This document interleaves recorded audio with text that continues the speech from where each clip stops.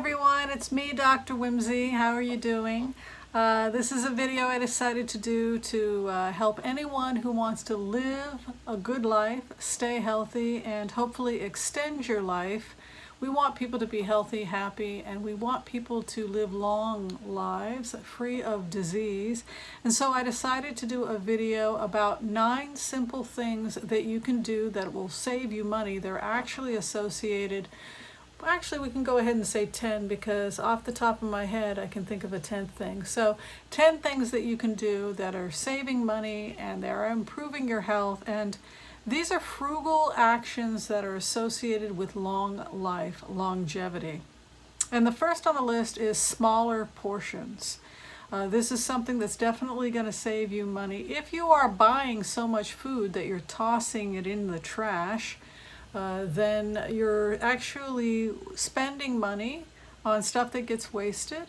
If you're overeating because, well, I don't want to waste it, so I overeat it, that is also expensive. So we never want to overeat. And so when you do your grocery shopping, you want to think in terms of portion control. Meal planning is a great idea, but it's also a good idea that when you make those meals, you know what a portion is. I usually like to show my patients what a portion is.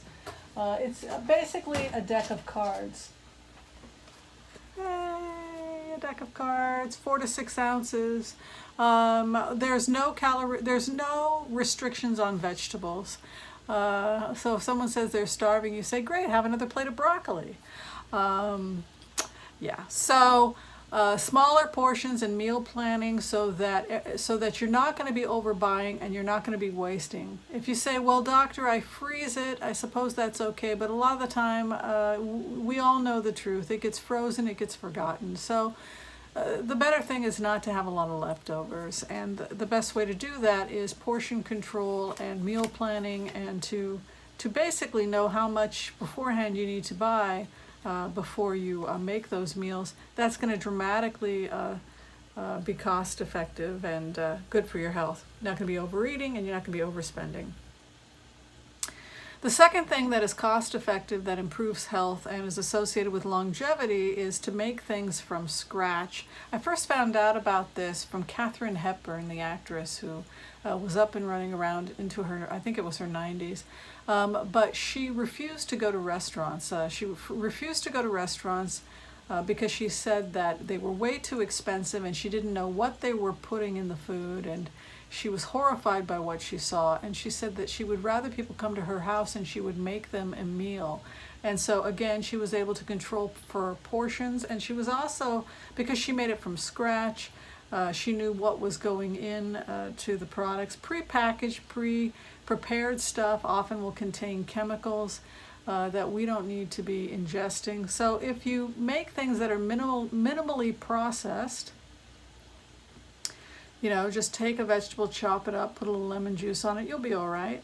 Minimally processed, make it from scratch.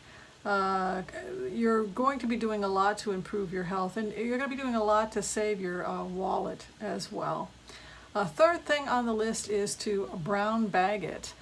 So when everybody else is going to the sandwich place or the lunch counter, if you have, again, made it yourself and you have portion control, then you're not going to feel obligated to eat everything on the plate. That's the problem when you spend money on lunch. Not only are you not controlling for portions, but you're spending money that you may not have, and you may feel obligated to eat everything on the plate, and again, you don't know what's been put in it because you didn't make it. So the simple act of brown bagging it is associated with longevity because portion control, cost effective, you know what went into it. Those are the benefits of a brown bag. And of course, let's not forget, we're saving a lot of money. If you spend, let's say, $5 to $8, which is a conservative estimate on lunch every day when you go to work, 5 days a week, but making it from home, it costs you $2. We'll say that that's a savings of $3 to $5 a day. If you multiply that times, 300 days a year or 280, 90 days a year, you're talking about $1,000 a year you're spending conservatively over brown bagging it. And if you're really pinching pennies, it adds up. You know, in 10 years, that's enough for a down payment on a condo. I always think in terms of housing.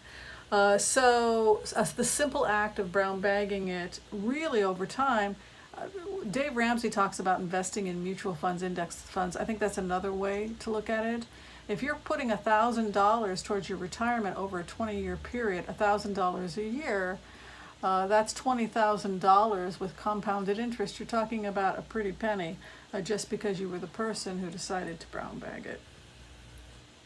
The fourth thing, I've talked about this in the past, is that people who walk and move live longer. Being sedentary is associated with a shorter life expectancy. Being physically active, walking and moving is associated with living longer. Finding ways to incorporate more walking. People in Los Angeles, where I live, don't walk a lot. Not good. We really want people to be up and moving, whether it's walking to the bus, walking to the grocery store. Get out and move. It doesn't cost you any money. Just get up and move. Walk around the block. Take your dog for a walk. If you don't have a dog, think about getting a rescue from your local animal shelter. You'll save them and they will save you. That's the great thing about getting a dog. All right, number 5, get to bed half an hour earlier than you have. So if you're like most Americans, you have a sleep deficit. The problem is sleep apnea, sleep disturbances are one of the major health challenges that many Americans face. Not getting adequate sleep, not getting enough sleep. If you're concerned that you have sleep apnea, you want to talk to your doctor about possibly having a sleep study done or addressing it. If you don't think that's the problem, and if you think you're tired just because you're not getting enough sleep, I cannot stress enough how important it is to get some sleep.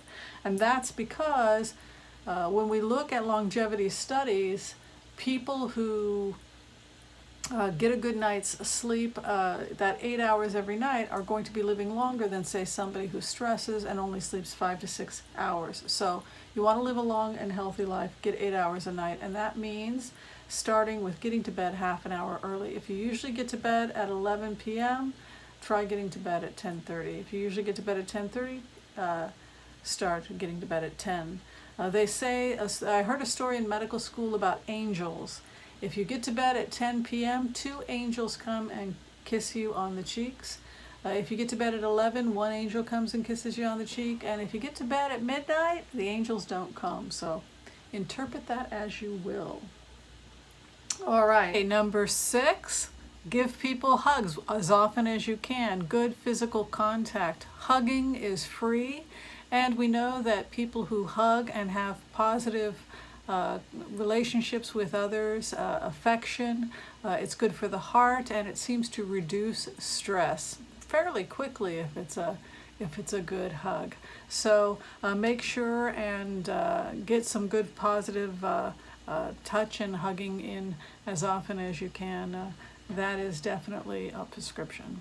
So number 6 is hugging. Just a good old-fashioned hug once or twice a day.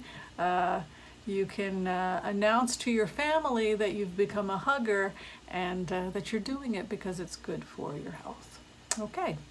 Number 7, spend more time with people you like, people who are positive, people that are supportive. Community, it doesn't cost money to have friends. Invite them over to the house for a game of Monopoly. Have it be a potluck and have everybody bring their favorite plant-based meal. You know that'll make Dr. Whimsy happy. Nice big green salad and sit around and play Monopoly. That's my idea of a good time. Number 8, develop some type of a spiritual practice, regardless of what your personal beliefs are.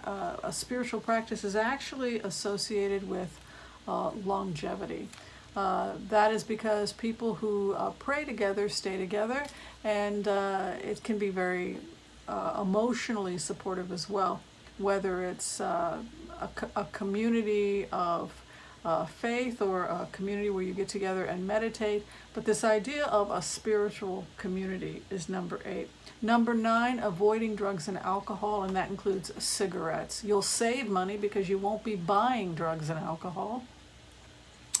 And if we can avoid buying them, it's actually associated with long life.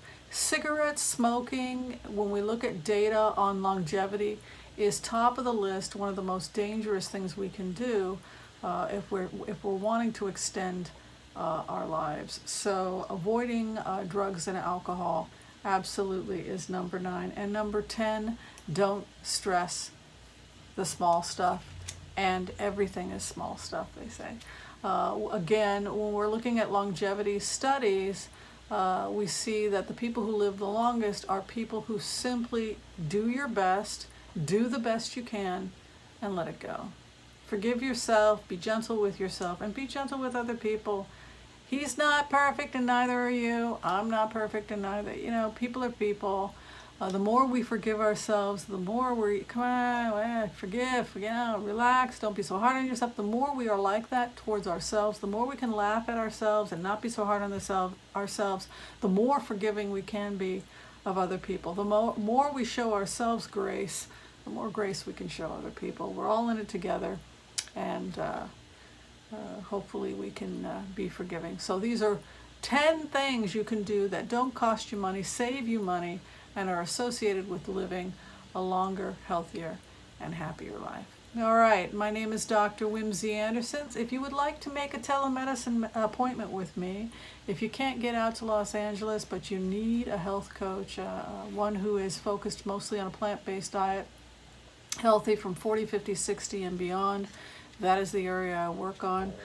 Please reach out to me. If you use the code word Broke Aristocrat, you'll get $20 off your telemedicine appointment. All right, I want to thank you for watching this video. My name is Dr. Whimsy, and I'll see you next time. Bye.